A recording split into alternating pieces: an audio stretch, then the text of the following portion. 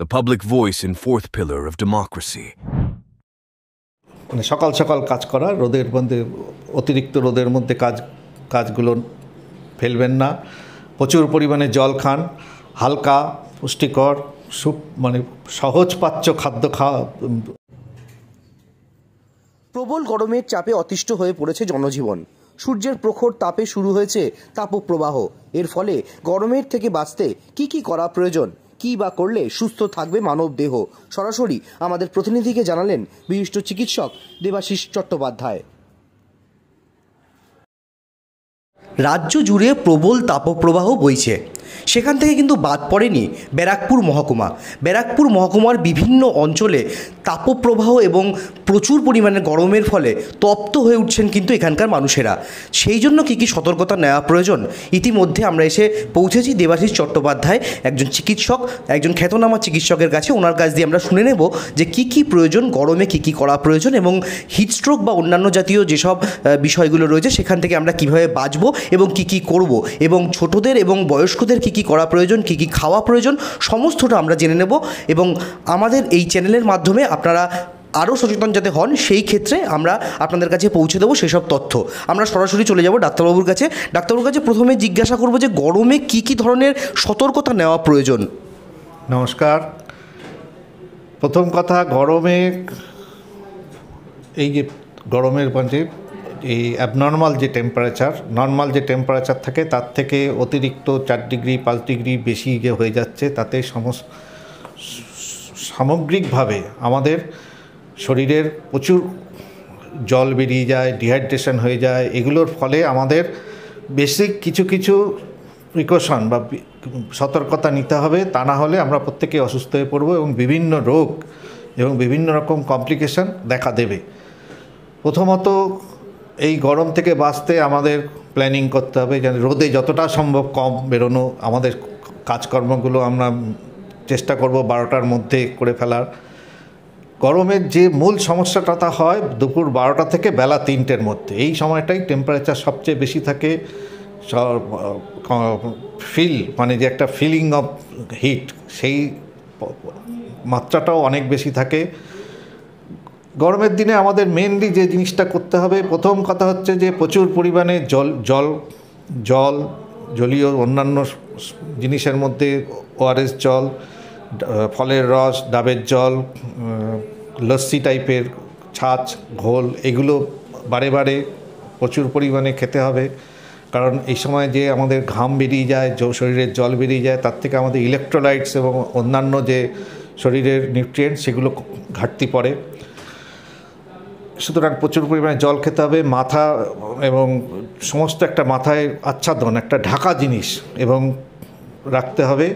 এবং কাপড় জামা, আমাদের যে কাপড় জামাটা রাখতে হবে সুতির এবং খুব লাইট কালারের, এবং যার মধ্যে দিয়ে হাওয়া চলাচল করতে পারে, এই ধরনের পোশাক আশাক পরতে হবে। গরমকালের এই হিটওয়েভের সবচেয়ে বড় কমপ্লিকেশন সেটা হচ্ছে সানস্ট্রোক বা হিটস্ট্রোক। হিটস্ট্রোকটা কী জিনিস, যখন আমাদের শরীরের টেম্পারেচার সামগ্রিক পারিপার্শ্বিক অবস্থার জন্য 40 ডিগ্রির উপর উঠে যাচ্ছে, যখন 40-এর উপর টেম্পারেচার চলে যাচ্ছে, বা যেটাকে ফারেনহাইটে করলে 104, তখন কী হয়, আমাদের নর্মাল শরীরের যে তাপ প্রতিরোধ যে ক্ষমতা, সেই ক্ষমতাটা কমে যেতে থাকে বা একদম নষ্ট হয়ে যায়। আমাদের এই যে গরমের এগেনস্টে আমাদের শরীরে ফাইট করার জন্য যেই ঘাম হয়, বিভিন্ন যে আমাদের রক্ত চলাচলের যে স্বাভাবিক মেকানিজমটা রয়েছে সেটা ডিসরাপ্টেড হয়ে যায়। ফলে তখন কি হতে পারে, প্রথম যে লক্ষণ হচ্ছে ড্রাউজি ফিল করা, একটু মানে খুব দুর্বল লাগছে, খুব ড্রাউজি হয়ে যাচ্ছে। তারপরে হচ্ছে সেন্সারি গন্ডগোল হতে পারে এবং নিউরোলজিক্যাল কিছু সমস্যা দেখা দেবে, কনভালশন আসতে পারে, ইভেন পেশেন্ট তারপর আলটিমেটলি সেন্সলেস বা কোমা পর্যন্ত চলে যেতে পারে। 80% ক্ষেত্রে এই ধরনের পেশেন্টকে হসপিটালাইজেশন বা ওই ফ্লুইড দেওয়ার দরকার পড়ে। তবে প্রথম অবস্থায় ওই যে যখনই পেশেন্টের মনে হবে যে খুব ড্রাউজি লাগছে, মানে ঘুম আসছে, খুব দুর্বল লাগছে অতিরিক্ত, সঙ্গে সঙ্গে পেশেন্টকে আমরা যদি নিজেরা বুঝতে পারি বা দেখতে পারি অন্য কেউ এরকম ফিল করছে, সঙ্গে সঙ্গে কেয়ার নেওয়া দরকার। কি তাকে রোদ বা গরম জায়গা থেকে একটা ছায়া জায়গায় রাখা, প্রচুর পরিমাণে জল যাতে খেতে পারে সেরকমভাবে ব্যবস্থা করা, এবং একটা ভেজা ন্যাকড়া দিয়ে তার সমস্ত গায়ে গা স্পঞ্জিংয়ের মতো করে তার ব্যবস্থা নেওয়া। বাচ্চাদের ক্ষেত্রে প্রথম কথা যেটা বলার সেটা হচ্ছে যে চেষ্টা করব বাচ্চাদের ঘরে রাখার। বাচ্চাদের ক্ষেত্রেও সেই প্রচুর পরিমাণে জল খাওয়ানো, এবং আমাদের খাদ্যাভ্যাসটাও এমনভাবে রাখতে হবে যাতে আমাদের গরমের সময় অতিরিক্ত পেটের সমস্যা বা মানে হজমের গণ্ডগোল না হয়। হালকা লাইট খাওয়ার দাওয়ার, বিশেষ করে খুব উচ্চ মশলাযুক্ত তেল ভাজাযুক্ত খাবার না খাওয়া, এবং বিভিন্ন যেগুলো আমাদের ঘরোয়া যে জল ভাতের জল, রাইস ওয়াটার যেটাকে বলে, ভাতের জল, তারপরে ঘোল টাইপের ফলের রস, ডাবের জল, এগুলো বাচ্চাদের দেওয়া যেতে পারে। ডাক্তারবাবু, কী পরিমাণে জল খাবে যাদের এরকম সমস্যা হয়, বা সাধারণ মানুষ যারা আছেন তারা কী পরিমাণে জল খাবেন, এবং খাবার দিকে কি কি খেলে বেটার হয়? যেটা বললাম যে আমাদের নর্মালি 3 থেকে 3.5 লিটার জল খাওয়া দরকার নর্মাল অবস্থায়। এবার যাদের ধরুন রোদে বেরোতে হচ্ছে বা এক্সেস হিটে কাজ করতে হচ্ছে বা যাদের প্রচুর গরমের মধ্যে থাকতে হচ্ছে, তাদেরকে সেই অনুপাতে জল খাওয়া বাড়াতে হবে। ইভেন 4-4.5 লিটার পর্যন্ত জল খেতে হতে পারে। ধরুন যেসব আমার ভাই বন্ধুরা আগুনের সামনে কাজ করে, কিচেনে কাজ করে, তাদেরকে কিন্তু জল খাওয়ার পরিমাণ সেই অনুযায়ী অনেক বাড়াতে হবে। আর খাদ্যের মধ্যে যেটা বললাম যে উচ্চ তেল মশলাযুক্ত খাবারটা পরিত্যাগ করা, সহজ পাচ্য খাবার যেরকম সাধারণ ভাত, সবজি, ছোটো মাছ, ঝোল, হালকা ডালের জল, টক দই এবং দইয়ের যে বিভিন্ন রকম প্রিপারেশান, এগুলো খাওয়া যেতে পারে। ফলের রস, ফল, এগুলো খাওয়া যেতে পারে। ডাবের জল, এগুলো ঘন ঘন খাওয়া যেতে পারে। তবে দিনমানে যেটা দেখা যায় যে চা, কফি, অ্যালকোহল, এগুলো যতটা সম্ভব কম, কারণ এগুলো আমাদের ইলেকট্রোলাইট ব্যালেন্স এবং মানে আমাদের হজম শক্তির উপর প্রভাব ফেলে, ফলে এগুলোর থেকে কিন্তু আমাদের সমস্যা আসতে পারে। অনেক সময় দেখা যায় যে অনেকে রোদে কাজ করলেন বা রোদে রয়েছেন, সেখান থেকে এসে বা রাস্তায় দাঁড়িয়ে ঠান্ডা জল খাওয়া বা কোল্ড ড্রিঙ্কস খাওয়া, কি বলবেন সেটা? একদমই উচিত না। কোল্ড ড্রিঙ্কস বা এরিয়েটেড যে জল, যেগুলোর মধ্যে গ্যাস দেওয়া থাকে, সেগুলো কিন্তু আমাদের শরীরের তৃষ্ণা এবং তৃষ্ণাটা কমিয়ে দেয় এবং আমাদের বিভিন্ন রকম যেটাকে বলে হয় হজম শক্তির সমস্যা তৈরি করে। সুতরাং রোদের থেকে এসে ফ্রিজের জল বা কি বলে এরিয়েটেড ওয়াটার মানে কোল্ড ড্রিঙ্কস, এগুলো খাওয়া একদমই উচিত না। নর্মাল জল খাবেন, ফলের রস খাবেন, অল্প অল্প করে ইলেকট্রোলাইটস জল খাবেন, কিন্তু সবসময় অ্যাভয়েড করবেন কোল্ড ড্রিঙ্কস বা একদম খুব ফ্রিজের জল একদম।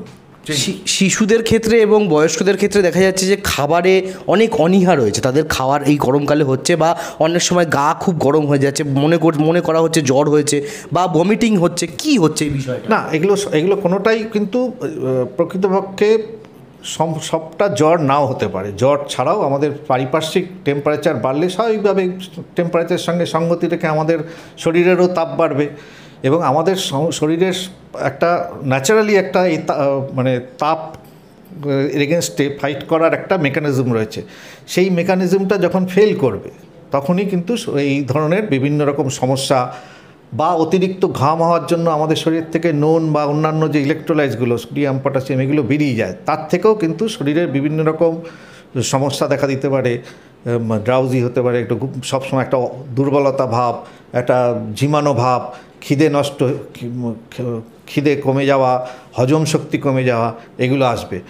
সুতরাং প্রচুর পরিমাণে জল খেতে হবে। খাওয়ার ব্যাপারে অনীহা, এটা মানে এক কথা এটার ব্যাপার বলা যায় যে যতটুকু তার সম্ভব সেইটুকু করে খাবে, অল্প অল্প করে বারে বারে খাবেন এবং সহজ পাচ্য খাবার খেতে হবে, যেটা মানে খুব তেল ঝাল মশলা রিচ খাবার যতটা সম্ভব ত্যাগ করা যায়।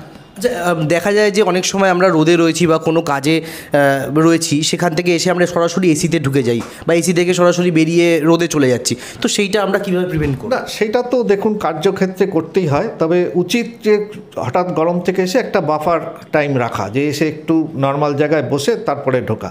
কিন্তু চেষ্টা করতে হবে যতটা পারা যায় যে আমাদের অষ্টাদশ লোকসভা নির্বাচন চলছে।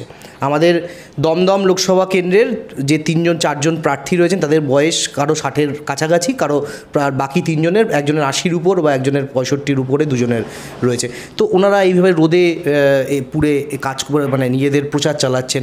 কি বলবেন ওনাদের কীভাবে রাখা উচিত, বা তাদের সঙ্গে যারা কর্মীরা, রাজনৈতিক কর্মীরা রয়েছেন তাদের কীভাবে কী করা উচিত, কীভাবে? প্রত্যেককেই বলবো, শুধু রাজনৈতিক কর্মী এবং সকল যারা শ্রমজীবী মানুষ যারা এই রোদের মধ্যে কাজ করছে, যারা দিন আনি দিন খাই, যাদের জীবন সংগ্রামে রোজ কাজ তো করতেই হবে, যে যার কাজ, কিন্তু শরীরের যত্ন নিন, প্রচুর পরিমাণে জল খান, হালকা বস্ত্র পরিধান করুন। সারাদিনের খাবারের মধ্যে